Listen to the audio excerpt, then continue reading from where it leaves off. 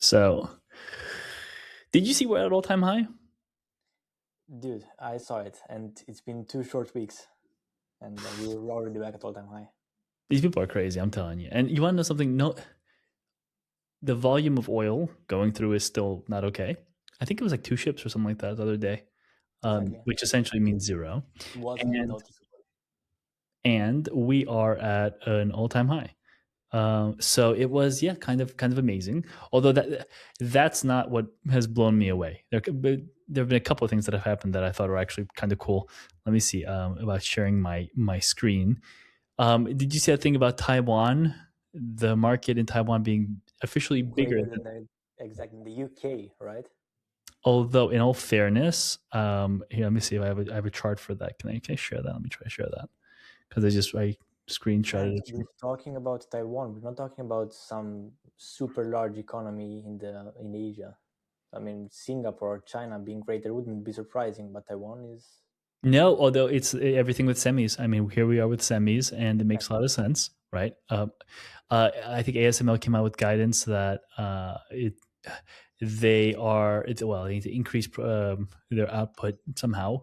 Although it's tough because they're the only ones. Nobody else can do what ASML does for now, right? That for once, and also like their outlook for the year is prolonged increased revenue still. Yeah, so that was kind of interesting. I thought uh, I've lost. So it's been what? It's been an interesting 2026. I have lost all understanding of essentially what's going on. No one is rational anymore, and I can prove that no one's rational anymore. But also, do you think that anybody who's a professional in the industry has any good sense of what's going on or what direction we're heading? No, Because not even the central banks have a good idea about what's coming. the Fed's been well. All the central banks have been lagging for years now. They really need to get ahead of policy. Although it's hard. In all fairness, for a central bank, it's probably pretty hard to be proactive.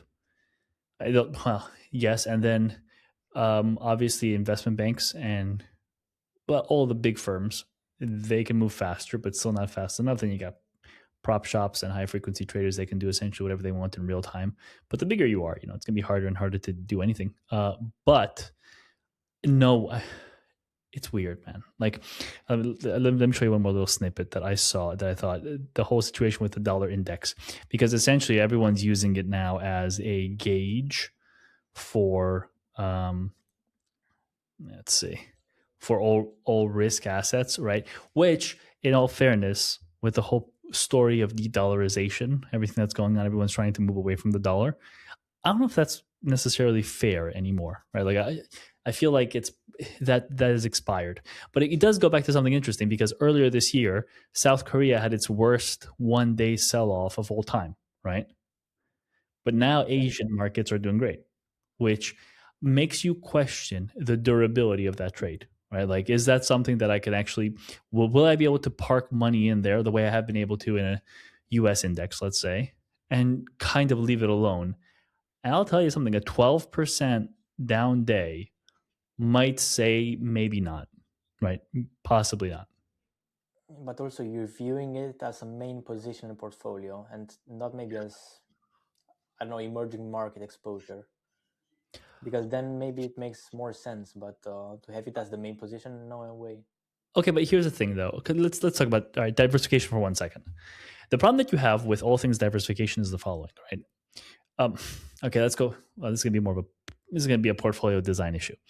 How much of a satellite position, right? So you've got core and satellite. Let's say you've got X percentage in core. I'm just making it up. I don't want to say a percent because I don't want someone to go out there and actually follow it. But you've got X percentage in core, and then you say, okay, I want to go ahead and have these satellites, right? So let's do emerging markets, which I don't think is a good diversifier because when the S&P sells off, correlations go to one, right? Exactly. How much growth do you have to have in order to actually move the needle on the entire portfolio, right? It's proportional, right? It So is. if you've got a 10% exposure, and then the question is, do I do hedged or unhedged? If I've got a 10% exposure to pick anything, I don't know, emerging, right? You realize how much emerging markets have to actually go up in order for you to make up. Keep in mind that in the past 15 years, you've had U.S. markets have done a lot better, right? So now they are more expensive. If you look at the CAPE, right, the cyclically adjusted price earnings, if you look at that, then everybody but the U.S. is actually super cheap. But you have to have some crazy growth for it to actually move the needle, and that's the whole issue because you don't have enough benefit in diversification to the upside, and you got almost none to the downside because all correlations go to one. So it's like risk. If risk assets are on, then at that point, dollar should go down. Although some analysts said that the dollar is 20% overvalued, which I thought was like, Who said that? I forgot the guy's name. I was listening on Bloomberg. He's one of the big shops though, and I actually remember. Quick note on this, dude. This was like 18 years ago. I remember when €1 was $1.45, around there. And the reason I remember that is because that's how I got into finance. It was currency trading then. People were doing forex, That's and the thing that got you through the door. yeah. But I was just like, dude, look at that, 1.45, and then people were like talking about parity, like, oh, and we had parity not too long ago. It's a heck of a business. Exactly. Heck of a business. What's going on with you, man? Dude, I had a question for you. I was reading the news this week, and I was really wondering, like somebody, not you necessarily, but somebody who's in the same business as you, Yep. how do you even go about reading the markets in a situation where you see the S&P going to all-time highs? You're seeing like inflation expectations just skyrocketing. You're seeing the Fed pivoting, and everything is happening in uncertainty. Like how do you even read that? How do you go about getting You a don't. sense of what to do? You read it. You actually read history. I'll give you an example, and because this is what I want to talk to you about today, because we'll keep it short because we're both very busy now with a couple of projects. By the way, I bought a really crappy old house, so yeah, I'm in the I process, told you to go for it. dude. Right? I, So I that was the one. I was the idiot who pushed you across the finish line. I'm gonna get. If I'm telling you right now, if I don't get chickens in the next 2 years, I'm gonna be furious. Dude, That's I'm gonna rent a few square meters from you and park my cows there. Well, actually, what I'm going to do is I'm going to go ahead and I'm going to I'm going to get some chickens and I will create forward, grade A egg swaps. That's what I'm going to do. And that's what I'm going to I'm, sell. I'm sure. I'm sure the good people of Jacques are totally going to understand the concept. I will sell chicken swaps. But anyway, that is going to be my in 15 years when I start campaigning. That's what I'm going to create a reserve of chicken swaps. Anyway, so I bought a piece of land and with a really crappy house on it. God, what a mess. It will fall on you, so I got to tear that thing down. But um, speaking of history and what you mentioned, you remember AllBirds, the shoes, Oh yeah, the the wool shoes. shoes, It's an AI company, my friend. dude. So I keep thinking people can't be this stupid. I'm always wrong. Always, like every time. And I always think, I'm like, no, people cannot. There is no way that you can repeat history quite like this and not think that it's insane. But we're talking about recent history. I mean, we're talking about .com bubble, which was Even 2008. sooner than that, because I was looking for other scenarios of insanity. There used to be a company called Long Island Iced Tea, Oh yeah. 2017. So 2017, they go out and say, we are now going to become a blockchain company. Shares go up almost like, I think it's 287% or something like that. It was taken off the exchange, I think, a year later. AllBirds. Oh, and I thought this was fun here. Let me share it because it's just kind of cool to look at. Again, rip this off from Bloomberg. But dude, how fascinating is this? So, um, AllBirds value has. So this was the debut, 4 billion, or the whoever when they cashed out, right, for that IPO. If you're an investor, that's a different story. Market value goes from 4 billion to 22 million. And you say, okay, that's one thing. Now the crazy part is somebody comes out at Allbirds and says, hey, let's go ahead and let's do something different. What do they end up doing? Do you know the story? Let's say that I don't. Okay. Tell me briefly, so people have the context. So they're essentially this is AllBirds as of from April 13th, right? Flat, That's flat, flat. the share price, not the market cap anymore. Essentially, yeah, this is essentially garbage. And look, I did buy a pair of Allbirds once. I was in Atlanta. I was going to Vegas, and I needed a pair of sneakers, so I went and I bought a pair. My feet were on fire, right? Like those things are hot. But anyway, let's forget that. I thought they were crap. But the good thing was I was able to return them. Uh, Long story short, though, not a great, in Tim's opinion, I don't particularly like the product. Investors apparently don't like the company, but someone comes out and says, hey, check it out. We are going to become like the next CoreWeave, right? We're going to do GPU compute for sale. And it goes up 876% in one trading session. So it goes from $2 or whatever it was, $3 In one trading session. to $23, $24, whatever it was. I have officially concluded, and I'm not saying that the technology is incredible. I am saying that I have a feeling this is beginning to feel a lot like a bubble. This is beginning to feel like a lot like a Long Island iced tea. This is beginning to feel a lot like the .com bubble, where everyone just said, hey, let's go ahead and we'll just add whatever it is. There's actually a really good paper. I think it's from 2001 or 2002. It's a rose.com by any other name. And they were talking about the fact that when companies added .com to their banner, essentially they grew 74% over a 10-day period, right? Their share prices. And without changing anything else. There's absolutely no difference. So this pivot into whatever's the hottest item to try to save a dying company, bro, this is a 30-year-old story, at least. And I think now we're kind of getting to the point of the late 90s. Now, again, I'm not financial advice ever is this financial. No way. Not financial advice. But you got to ask, like, at what point do you just say a faltering company rebrands to say that they're going to do some AI foolishness and they go up almost 900% in one session? Maybe something's going on. Like companies trying is not an issue because they've always tried new tricks to pull investors in. But it actually working and working out that well, that's Bro, you make sneakers. You make sneakers. Exactly. That's the issue. Like that is a real issue.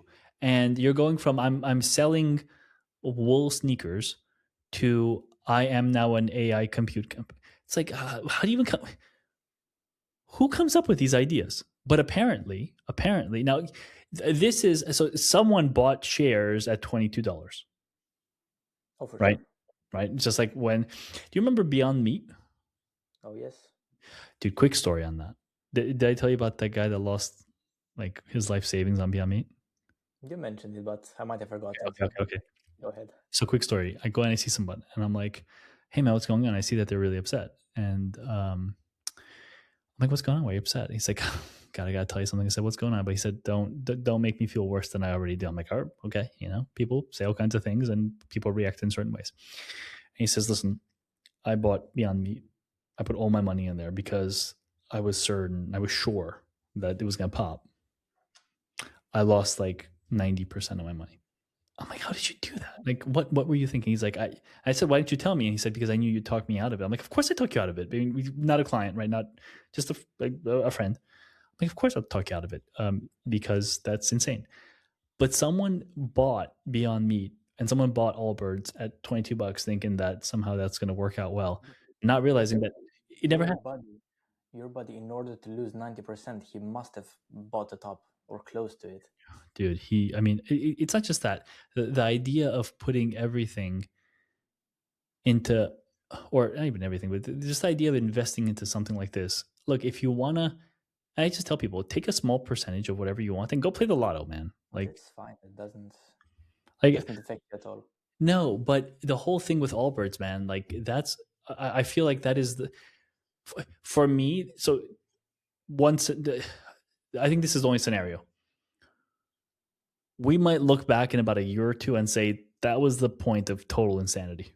Like after that, that was it. I'm not calling it. I'm not saying that, but I'm just saying like it feels like that in this very moment. It feels like You this have the this market ain't at going. all-time high. You have all of the red flags popping up. I Wait, mean, you have the geopolitical risk being the largest risk for so people in private credit, generation. I brought up last time. Private credit. Now since the Iran scenario feels okay, no one's freaking out about Iran anymore, even though oil is still an issue, and inflation is going to be an issue. So you got inflation, the war in Iran, the impact that that's had on Asian productivity and manufacturing, which is huge. Look at prices for flying in and out of Singapore. Although in the U.S. it's still cheap, and in Europe it's still cheap. But if you want to do Yeah, Europe, but Asia, if you're flying out east, then you're screwed. nightmare, nightmare. You basically Uh, have nowhere to have a connection flight. no, demographic issue, AI, which we don't know whether we're all going to go belly up or not. We'll see. Um, uh, Housing crisis in the U.S. I mean, it's just absolutely insane. And the interesting thing is, prices are staying high, but no one's buying. Well, I'm exaggerating. No one's buying. A lot fewer people are buying. You then actually have the sovereign debt issue, right? There's it's unique to have these many issues and then to be at an all-time high. At some point, you just have to say, I don't know. That's weird. And when But I see also, AllBirds, I say that. the issue being that people do not see it as a temporary thing. They don't see it as, oh, we popped back to all-time high. This might be a temporary thing. Many see it as, oh, we're back. The bottom is in. The market is reversing, and they're going for it. Did I'll tell you something though. The fear of missing out is real, man. Oh yeah. It even affects me. Sometimes, every once in a while, I'm like, God, maybe maybe this is stupid. But then again, I go back and I think about people that I've met over the years that have gone through, .com and then 2008. I'm like, I don't want to end up like that personally, right? Like, I just don't want to end up like that. So the question becomes, and it goes back to satellites and stuff like that. If you have a core portfolio, what's the next satellite? And the difficulty with a satellite is this: how do you know when to get rid of it? Exactly, because it might be working for a while, but then if you hold it for too long, it ends up being just as bad as buying a losing position. And the difficulty, it boils down to like risk adjusted return, right? You say, okay, this is my return, this is the risk associated with my total portfolio. Do I have a better? Because for example, I don't particularly care like if the market's done 13 and I do 11, but I'm taking 25% less. I'm in 25% risk free assets. That's a good portfolio, right? Like, I'm actually having this discussion with someone. I'm like, that's a really good portfolio. Like, that's a great portfolio. But when you're making 13 and you have 1.3 times like the beta, or just risk, let's just use risk, the volatility, that's a pretty terrible portfolio. And the question becomes like, how do you build out those satellites? In order to pull the weight of the other core. Is it worth it? Question though, regarding the satellites, have you looked at currencies that benefit from oil prices at all, like the Norwegian krone or similar? Um, Actually, not really. I really haven't. The currency problem's tough. Like, okay, so for a retail investor, they don't think about it. They really should, though, right? Because you have retail investors that are doing unhedged positions, and then the investment that the foreign investment that they're making could be up, but then they're down because of it's a currency issue. So I've seen that actually happen a lot. The other But then problem. I don't know, but what's unhedged or hedged? Briefly, So for how example, if big is the hedged position? so for I'll give you here's a good one. Yeah, I'm an American investor in Millport, Alabama. No one's been to Lovely Millport, place. Alabama. Yeah, well, actually, I've been to Millport once. I'll tell you a funny story My about first wife is from there. Millport, Alabama. And you want to invest in Japanese equities. If you want to buy them, Japanese equities essentially trade in the Japanese yen. So you have to take your dollars and you have to convert them.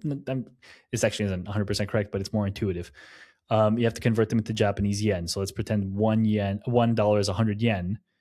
And what ends up happening is you could have a situation where you purchase Tobunsha stock. That actually doesn't exist. I just made it up. Tobunsha Japanese stock. And the stock goes up, but you have an issue where the dollar weakens pretty dramatically. When you then sell your stock and need to buy back from yen into dollars, you could actually have a loss, right? So the underlying investment's done well, but the currency, well, currency gave you a hard time. So that actually happens to a lot of people. Now there are hedged instruments that you can invest in, like for example, exchange traded funds. Again, don't do this without knowing what you're doing. But when you do that, though, you do pay an additional expense because it is not free to hedge against the movement of a currency. But when you do something like that, you no longer really have the currency risk theoretically. That's where the whole hedging portion comes from, right? So if you want to invest, like if you're a European investor and you want to invest in stocks that sell on the New York Stock Exchange or on the Nasdaq, you're going to sell your euros and you're going to buy dollars. Now, remember, we said there was a time when €1 was $1.45. And there was a time when €1 was equal to $1, right? So you also have to take into consideration not just, and this is the difficulty with true diversification, you also have to take into consideration the actual investment that you're making and then the risk that you have because of currency exposure.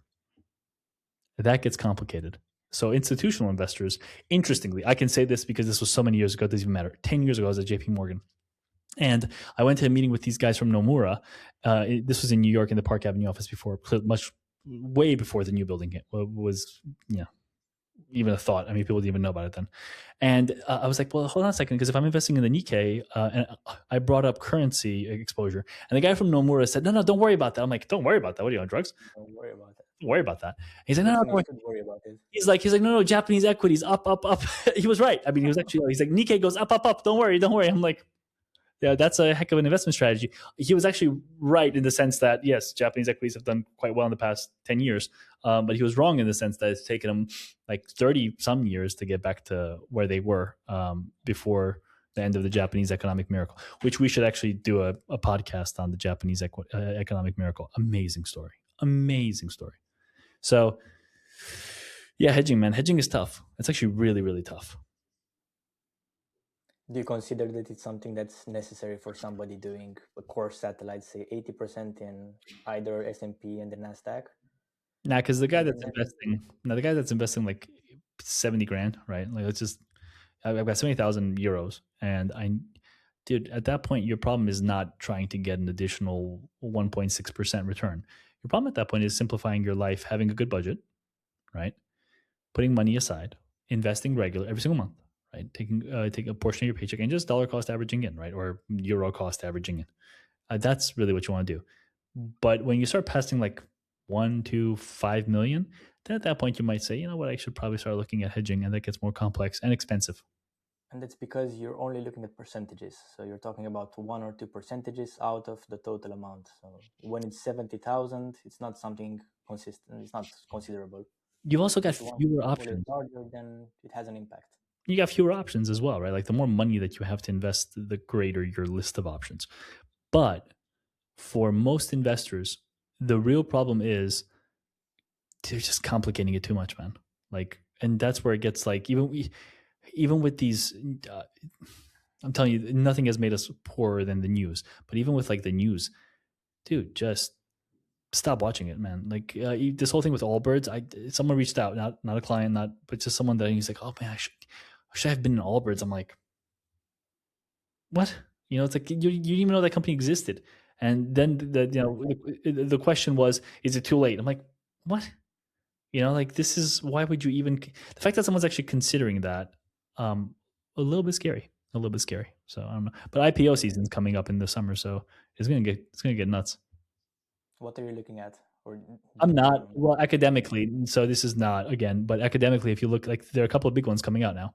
Um, who is it? SpaceX, right? That should be the biggest one. I think that one everyone's gonna be watching that one, and then potentially open an eye? Yeah, and Anthropic as well. So those are Exactly. those are three pretty big ones. Um, but I actually think that some of the more boring ones are going to be kind of fascinating too, because everyone's going to crowd into the big ones. So I don't know. We'll see. But I think that's it for now. We got to get back to work because we can only talk for so long. Exactly. The lunch break over Chatterbook is over, so Dude, time to get back. got to get back to it. But anyway, in the meantime, give me a buzz if you come across anything interesting. I've Okay. stopped. I've stopped looking. It's too much. and it's too irrational to even consider. I can't handle the news anymore. Makes me sad. So the Bloomberg is no longer on in the background. I shut it off. I But can't. 1 week later, and it was a long-standing tradition over I to can't. network. I shut. It's too much. The daily fluctuations are too stressful for me. Just it's not the market fluctuations. It's the opinion fluctuations. I can't like the fact that no one sticks to their guns anymore. I can't handle it anymore. Like it's just literally. I want to see like I don't even want to listen to someone unless I can see a scorecard with what they've said in the past 10 years if they've been right or wrong.